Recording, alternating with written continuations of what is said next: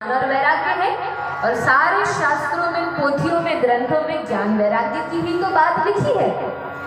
अब नारद जी बड़े बड़े श्लोक सुनाने लगे, लेकिन इन ज्ञान वैराग्य का कुछ नहीं हुआ। सोचा क्या करें, सारे वेद सुना दिए, सारे शास्त्र पुराण सब सुना दिए। तब सोचा भगवत गीता सुनाते हैं। जैसे ही भगवत गीता सुनाई तो ये ज्ञान वैराग्य की आंखें खुली। कुछ देर उठकर तो बैठे, लेकिन फिर मूर्छित हो गए। अब नारद जी ने विचार किया, भगवत गीता सुना दी तो भी इनकी मूर्छा भंग नहीं हो रही, अब क्या उपाय किया जाए, मेरी तो कुछ समझ में नहीं आता। तब अलग अलग ब्राह्मणों से पूछा, अलग अलग संतों से पूछा, लेकिन कोई भी उपाय नहीं बता पाया। और तब नारद जी बड़ी चिंता में व्याकुल होकर आ ही रहे थे कि कोई संत मिल जाए जिनसे मुझे उपाय मिले। इतने में रास्ते में ये सनकादि ऋषि आप मिल गए। तो यही मेरी कथा है। सनकादि ऋषि ने कहा बस यही बात है। हाँ यही बात है। अब मेरा केवल एक ही काम है। क्या काम है? किसी भी तरह से भक्ति माता के दुख को मुझे दूर करना है। सनकादि ऋषियों ने कहा देखो नारद, तुम चिंता मत करो,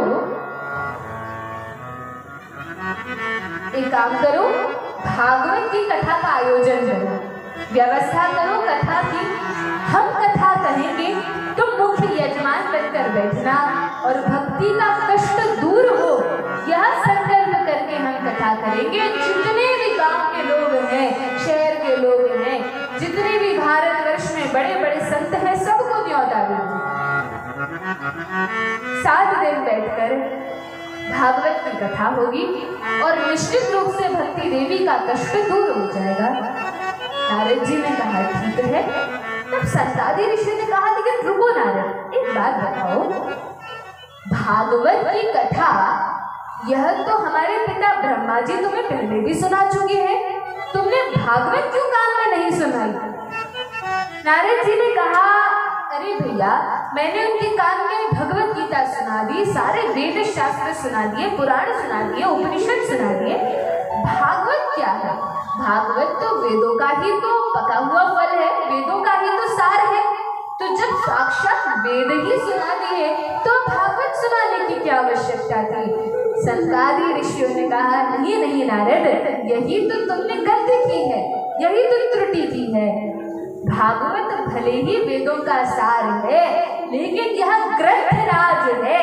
सभी शास्त्रों में, सभी पुराणों में, यहाँ तक कि वेदों में भी भागवत सर्वोत्कृष्ट है, सबसे ऊपर है और साक्षात भगवान का अवतार है।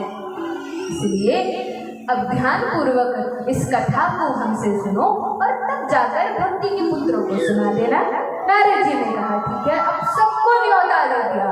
तप लोक, जन लोक, स्वर्ग लोक, ब्रह्म लोक, जहाँ कहीं भी बड़े बड़े ऋषि मुनि थे, सबको न्योता दे दिया। जो भी भागवत की कथा सुनना चाहते हो वे एकत्रित हो जाए और सनकादि ऋषि कथा कहेंगे।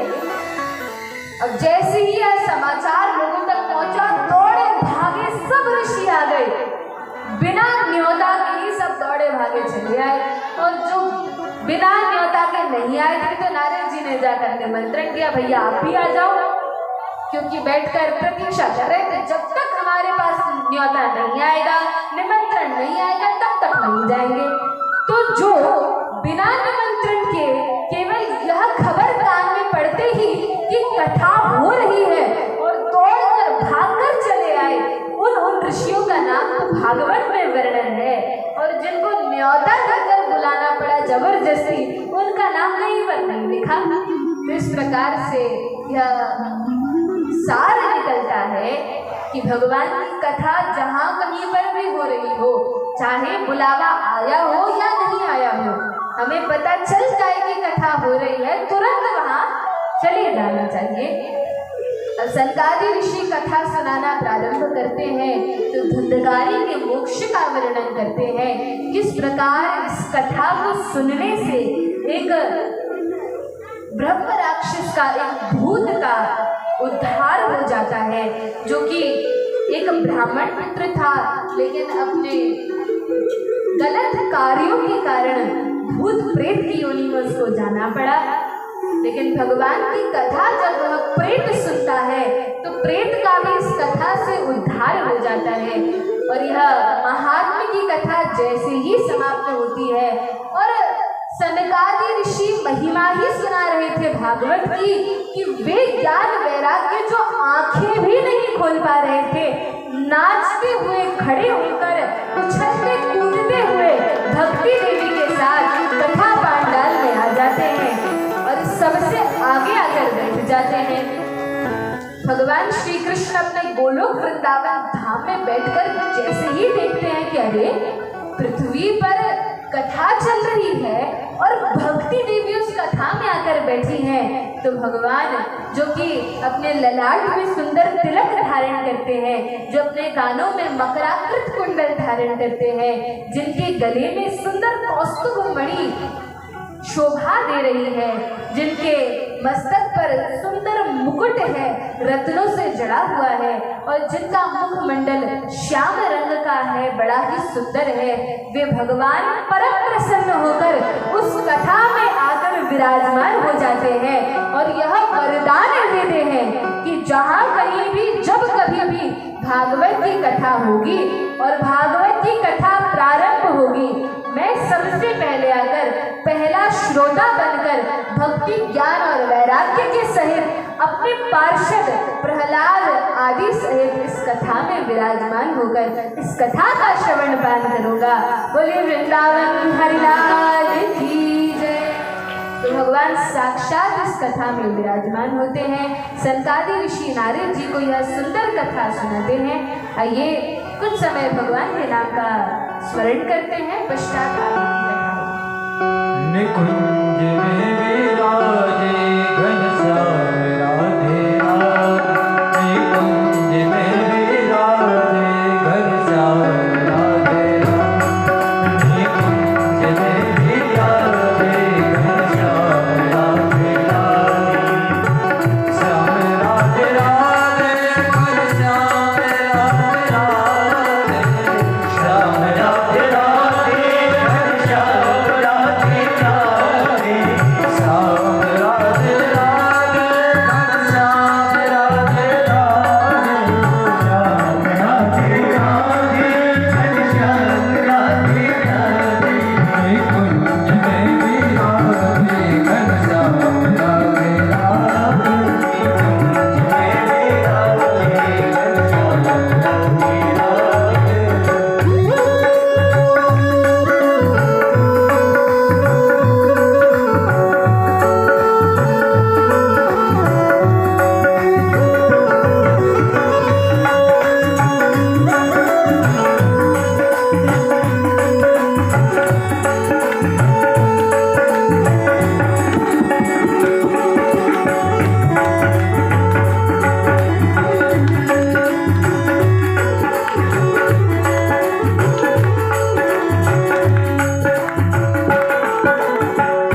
वृंदावन में राधे राधे, वृंदावन में राधे राधे, बरसाने में राधे राधे, बरसाने में राधे राधे, जतिपुरा में राधे राधे, जतिपुरा में राधे राधे,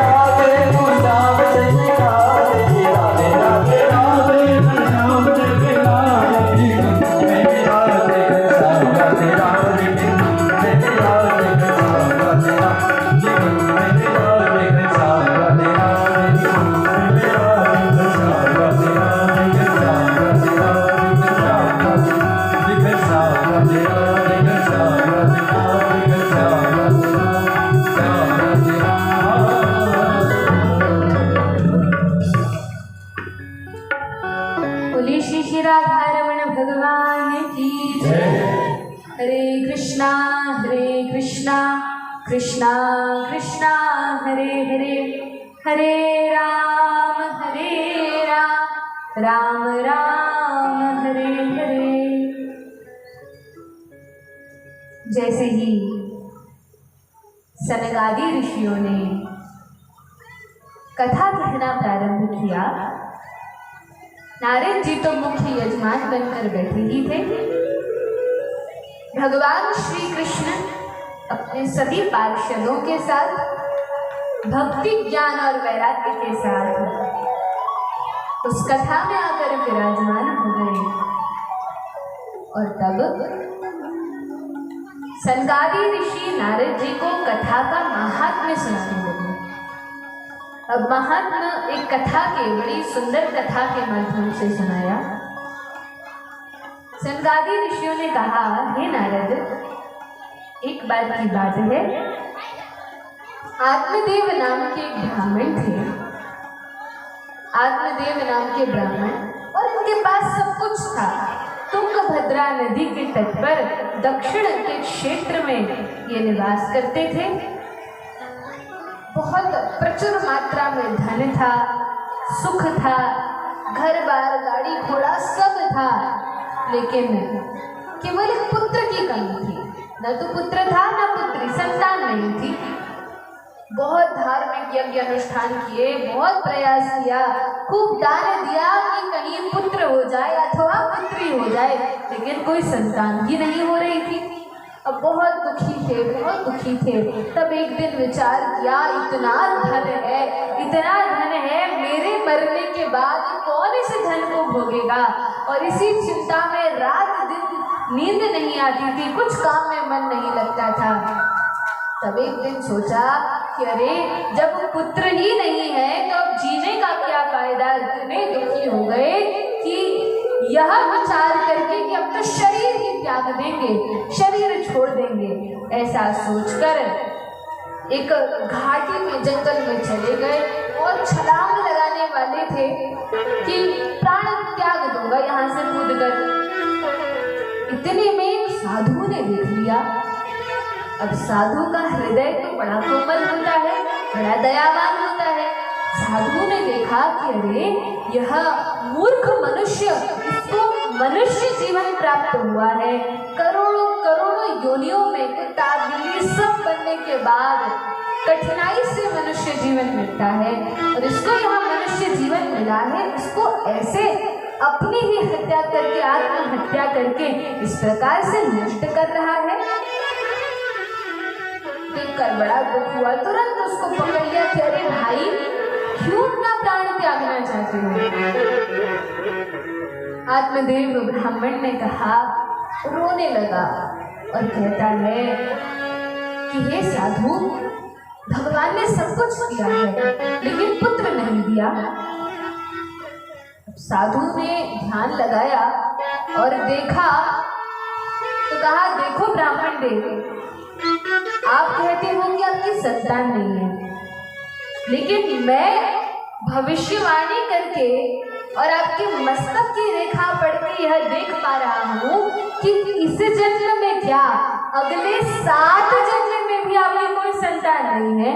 अरे, अभी नहीं है, अभी इतना दुखी था कि शरीर त्याग रहा था, ये और पता चल गया कि अगले 7 जन्मों में भी नहीं है। अब तो और दुखी हो गया और जोर जोर से रोने लगा और कहा, अब इतना तो समझ गया कि जब ये साधु 7 जन्मों की रेखा पढ़ सकते हैं तो अवश्य ही कोई सिद्ध महात्मा है, और जब इतने सिद्ध है तो पुत्र भी दे सकते हैं। भले ही भाग्य में नहीं है, लेकिन ये तो महात्मा है, ये तो अपनी शक्ति के बल पर मुझे पुत्र दे सकते हैं। तब तो चरणों में गिर गया और गिरकर लोट-पोट होकर प्रार्थना करने लगा, देखो महात्मन, आप तो बड़े दयालु हो, बड़े कृपालु हो, भगवान के भक्त हो, सिद्ध पुरुष हो। देखो महात्मा जी, आप कहते हो 7 जन्मों में नहीं है, लेकिन कृपा कर दो कि इस जन्म में मुझे एक संतान की प्राप्ति हो जाए। अब चूंकि इतना रो रहा था, विलाप कर रहा था, साधु से देखा नहीं गया। साधु ने कहा, चलो ठीक है, वैसे तो पुत्र नहीं है, लेकिन तुम हठ करते हो, तो मैं अपनी सिद्धि के बल पर, अपने पुण्यों के बल पर तुम्हें फल देता हूँ, और इस फल को ले जाकर अपनी पत्नी को दे देना और कहना कि जब यह फल खा ले उसके बाद 1 वर्ष तक बड़े संयम से रहे, झूठ ना बोले, अपवित्र ना रहे, और इस प्रकार से सारे नियमों का पालन करे। पंडित जी ने कहा ठीक है महात्मन, आप जो कहेंगे वैसा ही करेंगे। ठीक है, फल ले लिया, प्रणाम किया, और प्रणाम करके बहुत प्रसन्न होकर घर की ओर दौड़ा, और दौड़कर चिल्लाते हुए अपनी पत्नी को बुलाया, अरे देखो देखो मैं क्या लाया हूँ। अब पत्नी बाहर निकल कर आई, देखा एक फल लाए। कहा अरे फल लाए हो, कौन सी बड़ी बात है? कहा नहीं नहीं, ये कोई साधारण फल नहीं है, यह एक बड़े महात्मा ने फल दिया है, इसको खा लो, तुम गर्भवती हो जाओगी। अच्छा, अब पत्नी ने विचार किया, अब ब्राह्मण तो चाहते थे कि उनको पुत्र हो जाए, लेकिन उनकी पत्नी नहीं चाहती थी कि कोई संतान हो। तो संत महात्मा वर्णन करते हैं कि बड़े राक्षसी स्वभाव की स्त्री थी, जो विचार करती थी कि अरे पुत्र होगा तो उसका पालन पोषण करना पड़ेगा, उसको दूध पिलाना पड़ेगा, उसका ध्यान रखना पड़ेगा, और साफ सफाई करनी पड़ेगी, इतने सारे काम करने पड़ेंगे, फिर मैं घूमने कैसे जाऊंगी, घर में कोई चोर आ गए तो गर्भ रहेगा, कैसे भागूंगी, और अलग अलग प्रकार की व्यर्थ की बातें सोचने लगी। अब जैसे यह विचार करती है तो फल तो ले लिया, और ब्राह्मण ने कहा अभी खा लो तुरंत। कहा अरे अभी कैसे खा ले, अभी नहीं खाएंगे, अभी तो हम स्नान करेंगे, फिर स्नान करके इस फल को खाएंगे। अरे ब्राह्मण ने, साधु ने फल दिया है। आत्मदेव ने कहा कि चलो ठीक है, लेकिन खा लेना, याद इससे भूलना मत। स्त्री ने कहा ठीक है। अब आत्मदेव ब्राह्मण की पत्नी यह ऐसी स्त्री थी कि जब तक 2-4 घरों में लड़ाई झगड़े न करवा दे तब तक इसका भोजन नहीं पचता था। दिन भर कलह करती थी, इससे जाकर उसकी चुगली, इससे जाकर उसकी चुगली, और सबके घर में लड़ाई झगड़े करवाती थी। आत्मदेव ब्राह्मण से लड़ती रहती थी। इस प्रकार की यह स्त्री थी, और इसका नाम था धुंधुली। क्या नाम था? धुंधुली, यह इसका नाम था। फल लेकर अपनी सखी के पास जाती है और बहुत रोने लगती है। रोते रोते कहती है अरे सखी देखो, अब यह कोई बाबा जी ने फल दे दिया है, इसको खाऊंगी तो मेरा पेट बड़ा हो जाएगा, फिर मैं सुंदर नहीं दिखूंगी, और फिर जब बालक का जन्म होगा तो कहीं बाहर घूमने नहीं जा पाऊंगी, कहीं निकल नहीं पाऊंगी, घर में ही रहना पड़ेगा, और 9 महीने तक इस बड़े पेट को लेकर घूमना पड़ेगा। इधर उधर की बातें करने लगी। और उसकी सखी ने कहा, उसकी सखी क्या बहन की थी, छोटी बहन थी, तो छोटी बहन ने कहा देखो दीदी, तुम नहीं चाहते कि तुम्हारी संतान हो, एक काम करो, तुम्हारे पास तो बहुत धन है, घर मकान गाड़ी घोड़ा सब है, लेकिन मैं गरीब घर में ब्याही हूँ, हमारे पास धन नहीं है, तो एक काम करो, मेरा जब पुत्र होगा तो मेरा पुत्र तुम ले लेना, 9 महीने तक नाटक करो गर्भधारण का, और जब पुत्र मेरा होगा तो वो मैं तुम्हें दे दूंगी, तुम उस पुत्र को ले लेना और सबको बता देना कि हमारे घर पुत्र हुआ है, और मैं कह दूंगी कि मेरा पुत्र गर्भ में ही मर गया, गर्भपात हो गया। धुंधुली ने कहा ठीक है, अच्छा विचार है, और 9 महीने तक नाटक करती रही गर्भवती होने का। 9 महीने बाद जब बहन का पुत्र हुआ तो उसका पुत्र लेकर और सब में ढिंडोरा पिटवा दिया कि देखो हमारे घर एक पुत्र का जन्म हुआ है। आत्मदेव ब्राह्मण भी बड़े प्रसन्न हुए, अरे पुत्र का जन्म हुआ है। और वह जो फल साधु ने दिया था उस फल को गाय को डाल दिया था, यह देखने के लिए कि साधु ने जो फल दिया है कुछ काम करता है कि ऐसे ही कुछ भी फल पकड़ा दिया, तो गाय को वह फल डाल दिया था और यहाँ बहन का पुत्र स्वयं रख लिया। 9 महीने बाद गाय ने भी पुत्र को जन्म दिया। अब संत का आशीर्वाद था, व्यर्थ कैसे जाता। गाय ने भी बालक को जन्म दिया, वह भी मनुष्य के बालक को जन्म दिया, लेकिन क्योंकि गौ माता के गर्भ से उनका जन्म हुआ था तो कान गाय के समान थे, बाकी पूरा शरीर मनुष्य के जैसा था। अब क्योंकि कान गाय के समान थे और साधु के आशीर्वाद से वह बालक का जन्म हुआ था, बड़ा ही सद्गुणी सुशील, माता पिता की सेवा करने वाला, भगवान का भक्त, सुंदर आचरण वाला और बड़ा ही सुंदर रूप वाले पुत्र ने जन्म लिया और उनका नाम रखा गया गौकर्ण। क्या नाम रखा? गौकर्ण, जिनके कर्ण गौ के समान हो। और यह जो धुंधुली की बहन का बेटा था, इसका नाम धुंधुली ने अपने ही नाम पर धुंधकारी रख दिया। और जो धुंधकारी नाम रखा, बड़ा ही दुष्ट यह बालक निकला, माता पिता को बहुत ही परेशान करने वाला हुआ। और जैसे जैसे बड़ा होते जाता, जितने भी गांव के लोग थे सब में उथल पुथल मचा कर रही। छोटे छोटे बालकों को ले जाकर कुएं में फेंक देता और जो साधु संत तपस्या करते उनका आसन खींच लेता। बहुत परेशान सभी लोगों को ये करने लगा। धुंधकारी जैसे ही बड़ा हुआ, मदिरा का पान करने लगा, शराब पीने लगा, मांसाहार करने लगा और वैश्याओं का संग करने लगा, जुआ खेलने लगा। ये 4 महापाप हैं, ये 4 सबसे बड़े पाप हैं। और धुंधकारी ये सभी प्रकार के पापों में प्रवृत्त हो गया।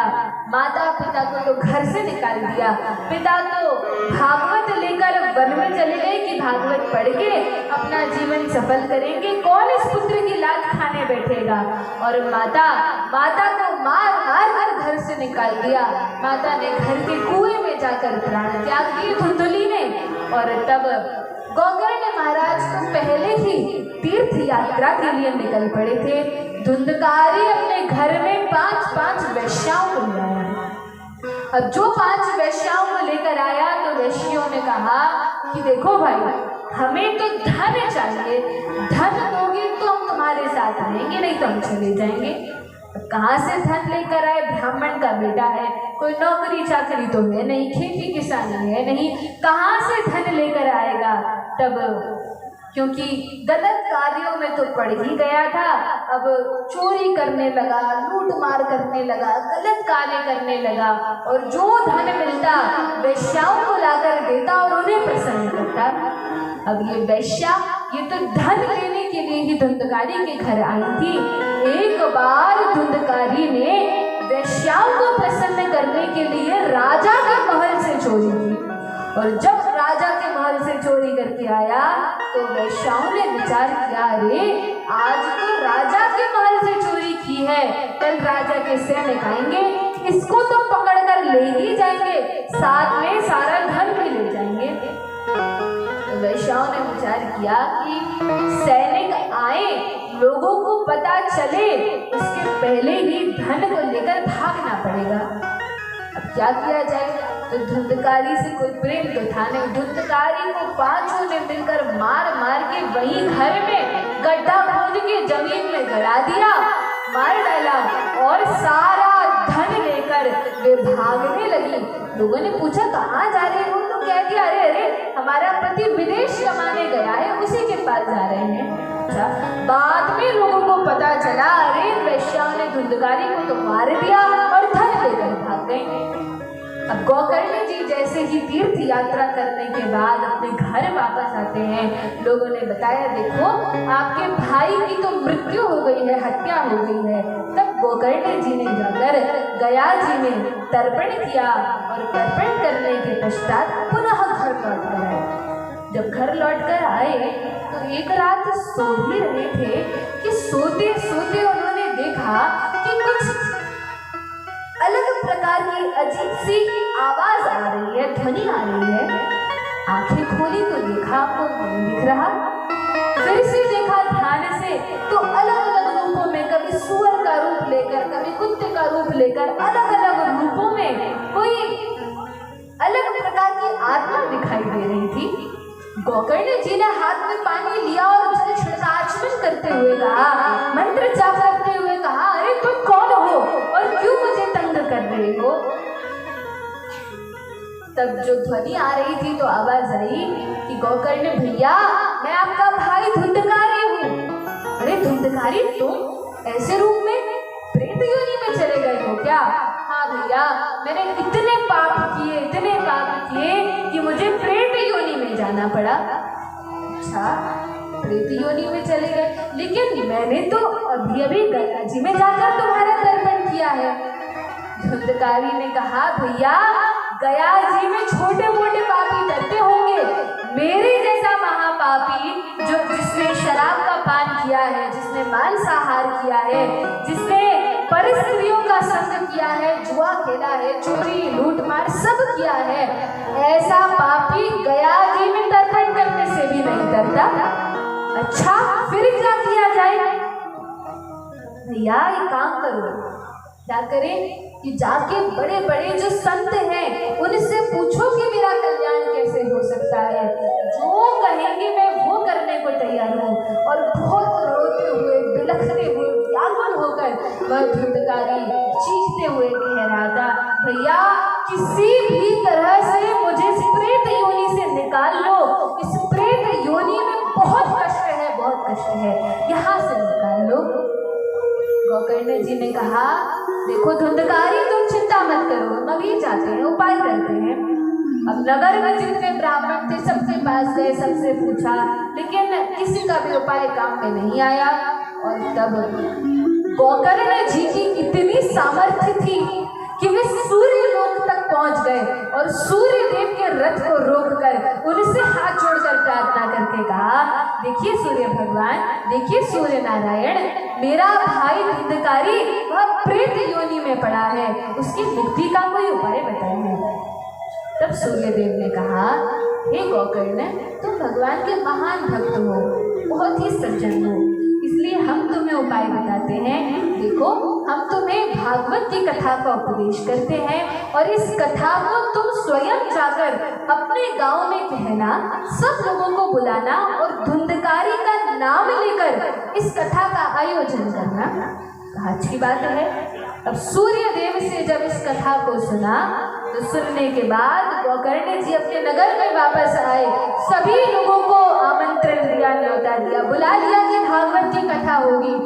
और भागवत की कथा वे स्वयं ही बाँचने लगे और धुंधकारी का नाम लेकर स्मरण करके जैसे ही कथा सुनाना प्रारंभ की तो कथा स्थल में, कथा पांडाल के अंदर एक बांस का डंडा था। जैसे ये बांस के डंडे लगे हैं, ऐसे ही बांस का डंडा था जिसमें 7 गठाने थी। और वे 7 गठानों में, क्योंकि धुंधकारी वह तो प्रेत योनि में था और भूत प्रेतों का कोई शरीर नहीं होता, जैसे हम सभी इस मनुष्य के शरीर में हैं, पशु पक्षी अपने अपने शरीरों में होते हैं, लेकिन भूत प्रेत की योनि में कोई शरीर नहीं होता। भूख लगती है लेकिन भोजन नहीं कर सकते, प्यास लगती है लेकिन पानी नहीं पी सकते, तो बड़ी कठिनाई होती है और बहुत कष्ट मिलता है। तो धुंधकारी कहाँ बैठता, सोचा इस बांस के डंडे में प्रवेश कर जाऊं। बांस के डंडे में प्रवेश कर गया और प्रथम दिन की कथा हुई तो उस गांठ, जो पहली गांठ थी बांस के डंडे में, वो फूट जाती है और धड़ाम आवाज आती है। धुंधकारी दूसरी गांठ में चला जाता है। दूसरे दिन की कथा हुई, दूसरी गांठ भी फट गई। तीसरे दिन की कथा, चौथे दिन, 5वां, 6वां, 7 दिन की कथा के पश्चात धुंधकारी 7 गांठों को भेद कर और बड़ा ही सुंदर दिव्य अद्भुत रूप धारण करके, चतुर्भुज नारायण रूप धारण करके स्वर्ग से, वैकुंठ से जो भगवान ने विमान भेजा था उस विमान पर खड़ा हो गया और एक सुंदर देवता के समान रूप था, श्याम सुंदर रूप था, 4 भुजाएं थी जिनमें शंख चक्र गदा पद्म धारण किए था। और तब धुंधकारी ने बड़ी ही सुंदर बात कही। धुंधकारी ने कहा कि यह मनुष्य जीवन बड़ी कठिनाई से प्राप्त होता है और जिस प्रकार मैंने यह गलती की कि मनुष्य जीवन प्राप्त करने के बाद भी मैं गलत कार्यों में प्रवृत्त हुआ और तब मुझे प्रेत की योनि में जाना पड़ा, तो ऐसी गलती कोई और ना करे। सबसे महान कर्तव्य तो यही है कि हम भगवान की भक्ति में अपने जीवन को लगाएं, क्योंकि इसी से इस लोक में भी और परलोक में भी कल्याण होगा। इसके अलावा तो कोई और उपाय नहीं। वो तो गोकर्ण महाराज की भक्तों की, वैष्णवों की कृपा थी जिनके कारण मुझे मुक्ति प्राप्त हो रही है, अन्यथा मैं इसके लायक नहीं था। तो इस कथा से जिन लोगों ने अपना शरीर त्याग दिया है उन सबका भी कल्याण संभव है। तो हम जब इस कथा को सुनने बैठे तो भगवान से प्रार्थना कर सकते हैं कि हे भगवान, हमारे जो पुरखे हैं, जो पितरगण है, माता पिता, दादा दादी, जो कोई भी है जो अब इस संसार में नहीं है, उन सभी का भी इस कथा के माध्यम से कल्याण हो। तो उन सबका स्मरण करके हम इस कथा में बैठे और 7 दिन बैठकर इस कथा का श्रवण करें। तो इस प्रकार से धुंधकारी जैसे प्रेत का भी कल्याण हो गया। लेकिन बाकी जितने लोग कथा में बैठे थे वे कहने लगे, अरे धुंधकारी, आपका तो कल्याण हो गया, लेकिन हम सबने भी तो कथा सुनी थी, हमारा कल्याण क्यों नहीं हुआ? तब उन देवदूत ने जो सारथी बनकर आए थे वैकुंठ के विमान के, उन्होंने कहा, देखो कथा तो सबने सुनी थी, लेकिन जितने ध्यान से और जितनी श्रद्धा से इस धुंधकारी ने कथा को सुना वैसा और सबने नहीं सुना। अच्छा, तो हमने कैसे सुना?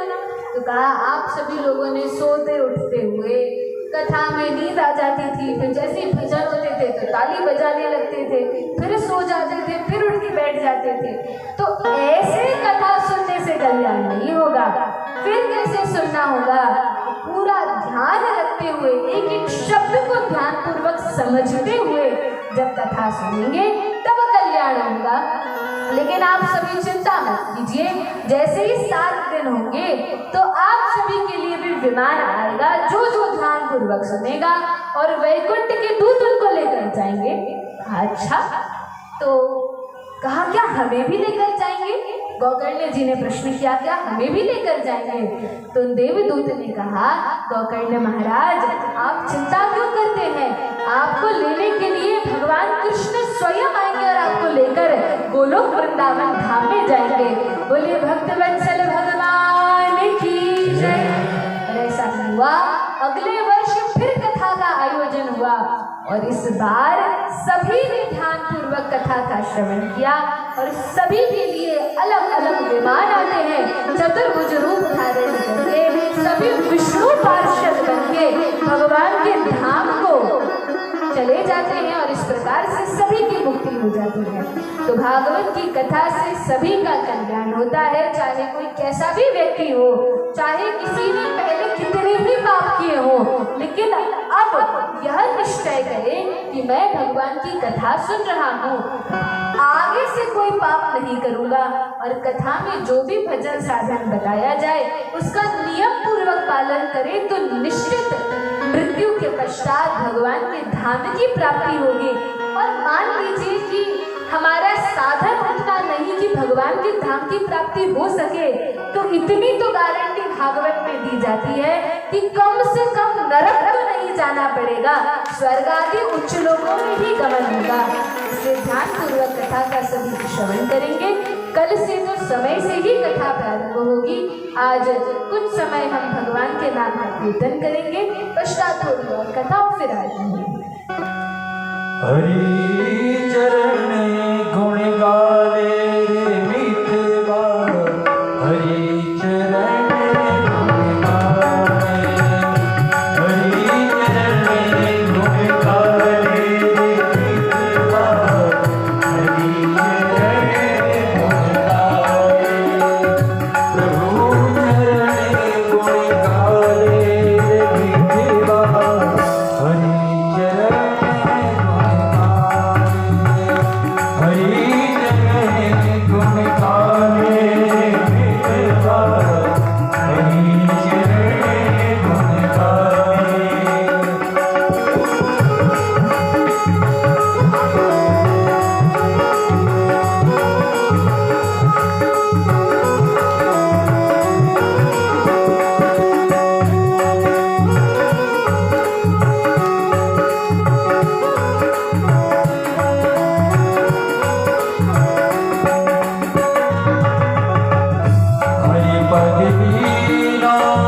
सदना कसाई, हरिपद दीना सदना कसाई, यह रस चा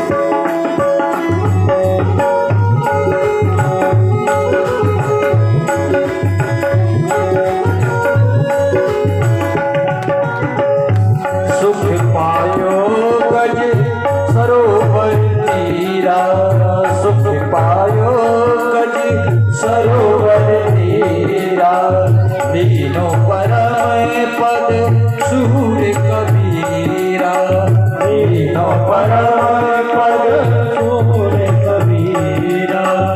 तुलसी सा सुख पाले देवा, तुलसी सा सुख पाले देवा। हरि चरण सुख पाले, ओ हरि चरण सुख पाले देवा, प्रभु चरण सुख पाले।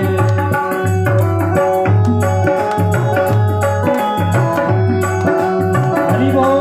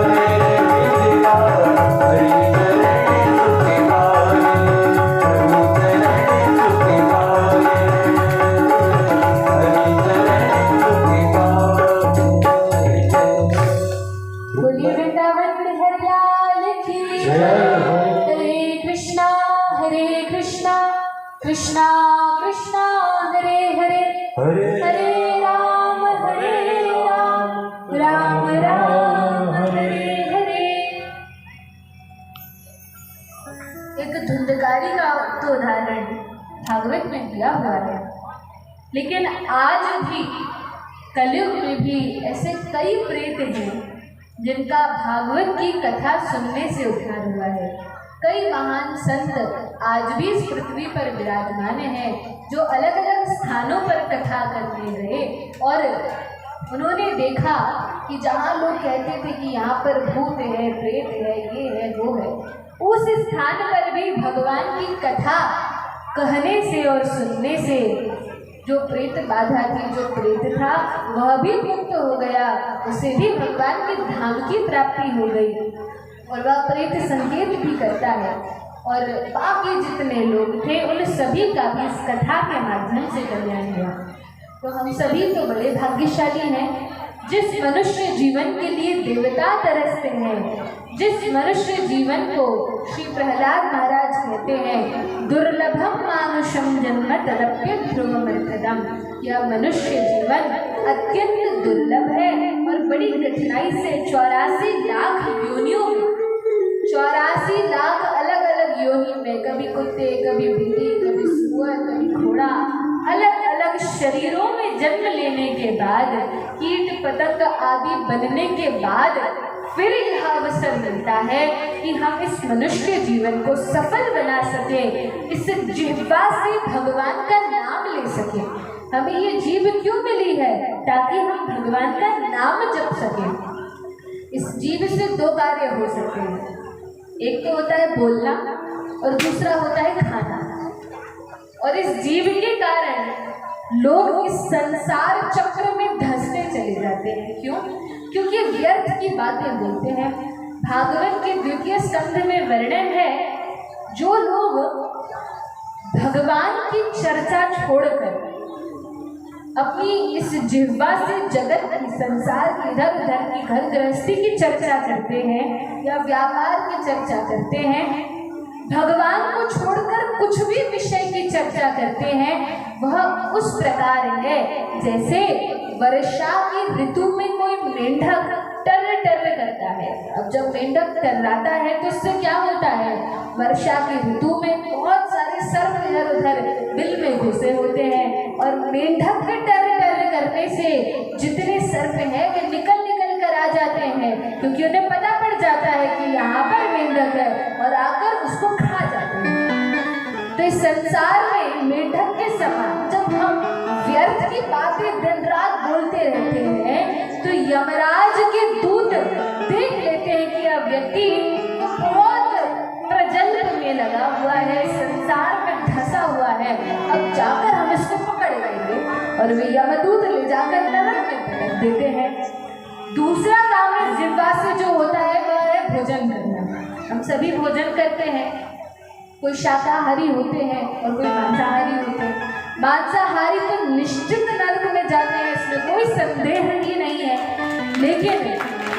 लेकिन जो शाकाहारी है वे समझते हैं कि अरे हम बड़े धर्मात्मा हैं, हम तो शाकाहार खाते हैं। लेकिन यदि कोई फल फूल भी खाता है, अन्न भी खाता है, लेकिन भगवान को अर्पण किए बिना खाता है, तो वह चोरी कैसे है? चोरी कैसे? हम तो अपने खेत में उगाकर या बाजार से सब्जी खरीद कर खा रहे हैं, चोरी कैसे हुआ? तो भगवान कहते हैं कि यदि कोई व्यक्ति मुझे भोग लगाए बिना कोई भी वस्तु धारण करता है, ग्रहण करता है, तो वह चोर है। क्यों? क्योंकि यह संसार उन भगवान का है। ये खेत खलिहान जो भी है जिन्हें हम अपना समझते हैं, वास्तव में ये सभी भगवान के हैं। हमारे तो कुछ समय से है और कुछ समय तक रहेंगे। जब हम इस संसार में नहीं थे तो ये हमारे नहीं थे, और हमारे जाने के बाद भी ये हमारे नहीं रहेंगे। ये तो हमेशा से उन भगवान के हैं और उन्हीं के रहेंगे। तो उनके खेत का, उनके इस संसार का हम भोग करना चाहते हैं, उन्हें अर्पण किए बिना, तो यह चोरी के समान है। इसलिए जो भी हम बनाएं, जो भी हम खाएं, पहले भगवान को अर्पण करें और फिर स्वयं ग्रहण करें। तो जिह्वा से दो काम हो सकते हैं, पहला तो भगवान का भजन और दूसरा भोजन जो भगवान को अर्पण करके हम खाएं। तो भजन के लिए बहुत सारे मंत्र शास्त्रों में दिए गए हैं, बहुत सारे श्लोक हैं, मंत्र हैं, अलग अलग नाम हैं। किस नाम का जप किया जाए? तब शास्त्रों में वर्णन है कि कलयुग में अनेक मंत्र हैं, लेकिन जो मंत्र राज है, जो महामंत्र है, जिसको सभी वैष्णवों ने, सभी आचार्यों ने, सभी ग्रंथों ने स्वीकार किया है, वह है हरे कृष्ण महामंत्र। सभी को याद ही होगा, हम कई बार से इसका उच्चारण कर रहे हैं। तो आइए कुछ समय के लिए हरे कृष्ण महामंत्र का संकीर्तन करते हैं, कुछ क्षणों के लिए, और उसके पश्चात आरती होगी। हरे कृष्णा कृष्णा कृष्ण हरे हरे, हरे राम राम राम हरे हरे। हरे कृष्ण कृष्ण हरे हरे, हरे राम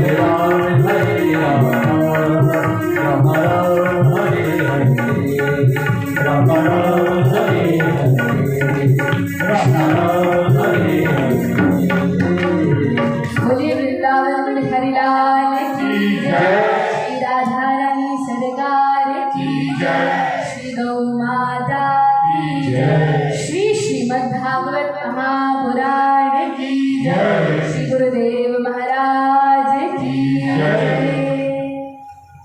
हरे कृष्णा।